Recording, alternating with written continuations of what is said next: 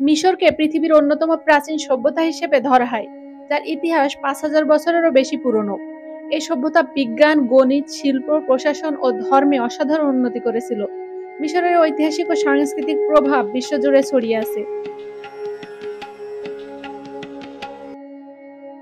Cairo মিশরের রাজধানী এবং আফ্রিকার বৃহত্তম শহর, যার জনসংখ্যা ২ কোটিরও বেশি। এটি দেশের রাজনৈতিক, অর্থনৈতিক এবং সাংস্কৃতিক কেন্দ্র। কায়রো শহরের পাশে গিজার পিরামিড এবং শহরের ভিতরে মিশরের জাদুঘর অবস্থিত, যেখানে রয়েছে মিশরীয় সভ্যতার বিভিন্ন নিদর্শন। মিশরীয়রা বিশ্বাস করত যে মৃত্যুর পর জীবনের একটি নতুন অধ্যায় শুরু হয়। সেই কারণে তারা মৃতদেহ সংরক্ষণের জন্য মমি করার কৌশল তৈরি করেছিল। এতে দেহের অভ্যন্তরীণ অঙ্গ ফেলে দিয়ে বিশেষ লবণ ও কাপড়ের ব্যবহার করে দেহ সংরক্ষণ করা হতো। প্রক্রিয়াটি প্রায় ৭০ দিন সময় নিত এবং ধনী ব্যক্তি বা রাজাদের জন্য বিশেষভাবে করা হতো। গিজার পিরামিড সমূহ মিশরের সবচেয়ে বিখ্যাত এবং চিরস্থায়ী প্রতীক। এর মধ্যে রয়েছে খুফুর পিরামিড, যা সবচেয়ে বড়। একসময় এটি ছিল মানুষের দ্বারা নির্মিত সবচেয়ে উঁচু স্থাপনা এবং প্রায় ৪,০০০ বছর ধরে এই রেকর্ড ধরে রেখেছিল।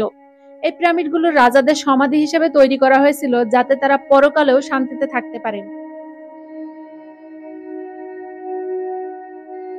প্রাচীন মিশরীয়রা প্রথম ৩৬৫ দিনে সৌর ক্যালেন্ডার তৈরি করে, যাতে নীল নদের বার্ষিক প্লাবনের পূর্বাভাস দেওয়া যেত। তারা বছরকে ১২টি মাসে ভাগ করেছিল, প্রতিটি মাসে ৩০ দিন এবং ৫টি অতিরিক্ত দিন রাখা হতো। এই ক্যালেন্ডার আমাদের আধুনিক দিন গণনার ভিত্তি হয়ে দাঁড়িয়েছে। নীল নদ পৃথিবীর দীর্ঘতম নদী, যা ৬,৬০০ কিলোমিটার দীর্ঘ এবং ১১টি দেশ পেরিয়ে মিশরের মধ্য দিয়ে ভূমধ্যসাগরে পতিত হয়েছে। এটি প্রাচীন এবং আধুনিক উভয় মিশরের জীবনরেখা হিসেবে পরিচিত। নীল নদী দেশের অধিকাংশ কৃষি ও জনবসতির প্রধান ভিত্তি। মিশরের সরকারি ভাষা আরবি, তবে সাধারণ মানুষ মূলত মিশরীয় আরবি ভাষায় কথা বলে। শহরাঞ্চলে অনেক মানুষ ইংরেজি ও ফরাসি ভাষাতেও দক্ষ, যা মূলত উপনিবেশিক অতীত এবং আন্তর্জাতিক সম্পর্কের কারণে। ভাষা মিশরীয় সংস্কৃতির একটি গুরুত্বপূর্ণ অংশ।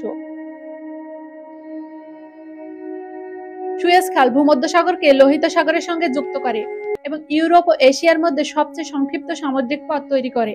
এটি ১৮৬৯ সালে নির্মিত হয় এবং বৈশ্বিক বাণিজ্যে বিপ্লব ঘটায়। আজও এটি মিশরের অর্থনীতির একটি প্রধান উৎস এবং কৌশলগতভাবে অত্যন্ত গুরুত্বপূর্ণ। প্রাচীন মিশরীয় ভাষা হায়ারোগ্লিফ মূলত ছবি বা চিহ্ন দ্বারা গঠিত একটি লেখন পদ্ধতি। এটি ধর্মীয়, প্রশাসনিক ও স্মারক লেখালেখিতে ব্যবহৃত হতো। ১৭৯৯ সালে রোসেটা পাথর আবিষ্কারের ফলে হায়ারোগ্লিফ ভাষা পড়া সম্ভব হয়, কারণ এতে একই লেখা গ্রিক, ডেমোটিক ও হায়ারোগ্লিফিকে লেখা ছিল। মিশরের অর্থনীতিতে পর্যটন একটি বিশাল ভূমিকা পালন করে। প্রাচীন ইতিহাসের সঙ্গে আধুনিক বিনোদনের সংমিশ্রণ মিশরকে একটি বিশ্বখ্যাত পর্যটন গন্তব্যে পরিণত করেছে।